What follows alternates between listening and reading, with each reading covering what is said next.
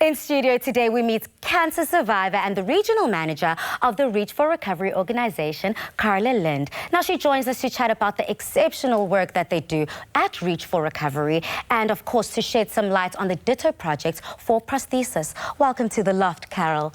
Thank you so very much. Now, Carla, you have done such incredible work, not only within raising awareness for breast cancer, but, of course, in your own personal life. What does the month of October mean to you? I must say my first thought comes to everybody thinks it's to do with pink. Yes, it does, and it creates a lot of awareness. But for me and for Reach for Recovery, it actually gives us a platform to go out in our community, and depends on where we go, we get so many requests and we try and go to different venues. Like, for instance, we will go to colleges, we will go to churches, we will go to gyms. Wherever the need is, we will go and give a talk.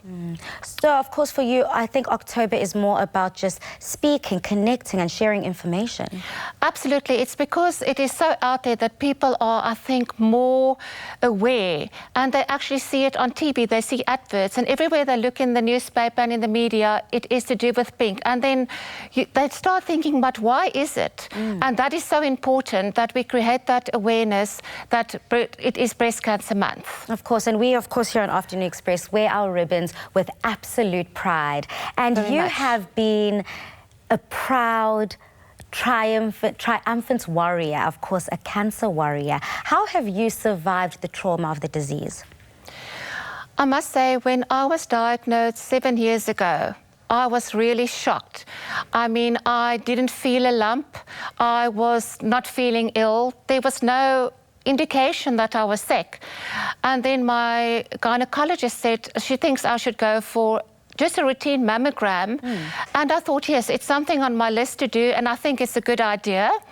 So I did go, and I was actually shocked when they said to me they want to look into it a bit further and sent me for more tests. And I must say, till I got the diagnosis, I was so sure that they have made a mistake. Although I must admit, on my father's side, we do have breast cancer in the family.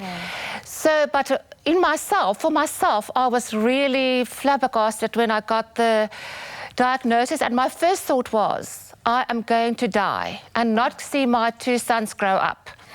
That must be so scary. One moment, of course, you're this normal, bubbly, energetic Carla that you are, and the very next, you almost feel like you've got a death sentence. But that is far from the truth. You are sitting here, loud and proud, and of course, with us to share your journey. How did your family feel? I mean, you speak of your 2 sons, you have a husband. How scary was it to know that mom and wifey are going to need us more than ever?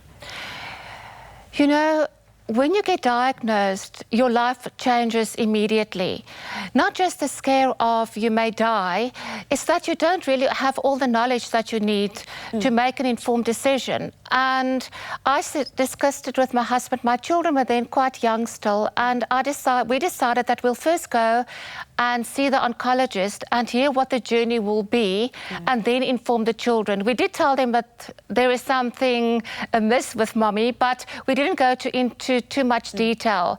But, you know, sometimes we focus so much, say, on the woman that's got breast cancer, but we forget that there's the man, the husband, there's the children. So it affects, I would say, such a wide circle. It affects your work, it affects your friends, but it can also affect it in a good way. That's what I decided, that because when I was diagnosed, something positive must come from this.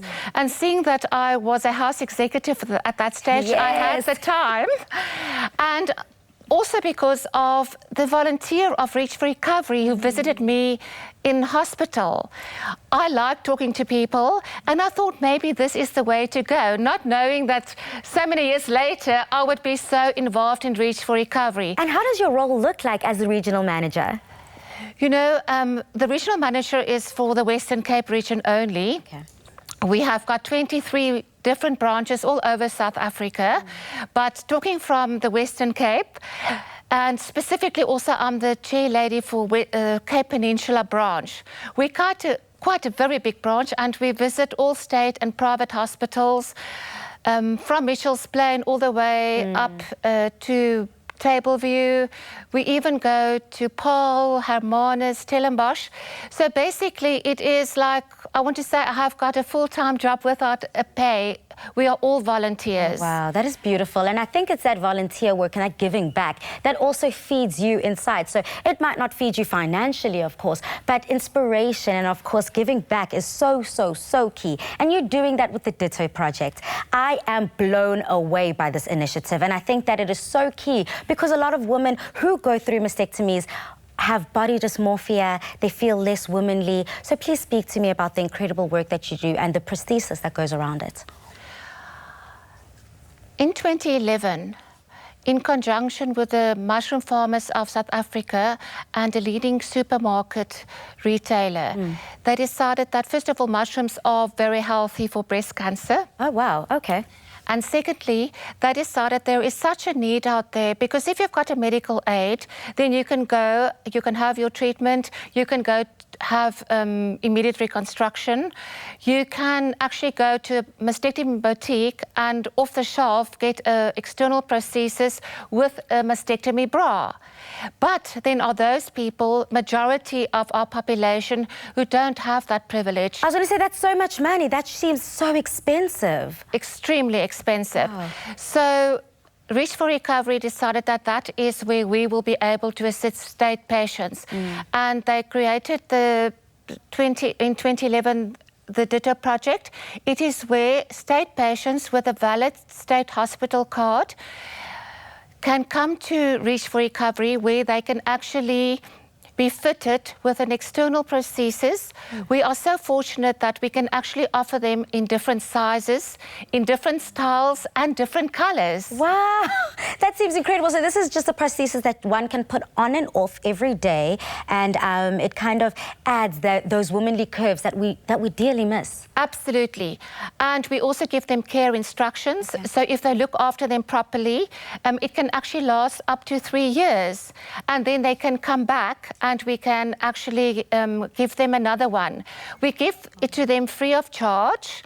That is through the selling of the mushrooms. As you will see that in October, there are mushrooms in pink punnets. And there's a sticker on there that tells you that every R1 comes to Reach for Recovery, and that is how we subsidize the Ditto prosthesis. But I can tell you that for a woman who has got nothing, that, remember, the breast has been removed. Yes. What we do also, we visit patients in hospital the second day after they had the operation. We give them what we call a softie. It is actually just a round ball of cotton with stuffing inside it, but that is the first. So even if she leaves hospital, there is something there. She can use that softie. And then we give them all the information where they can contact our office. They can make an appointment, and they actually get a service from people who have been trained. So they get really a very good service that you will get outside at a mastectomy boutique. That sounds so incredible, and I think that a lot of people overlook the impact it has on oneself and one's personal image, of course, with the loss of that breast, over and beyond the trauma of actually having breast cancer. So thank you so much for the work that you do. And of course, everyone at home watching, if you want to be involved and of course you want to be a recipient of the incredible Ditto Project, head over to our social media, head over to our website, and you can get all of those information. Thank you so much, Carla, for joining us. An absolute pleasure.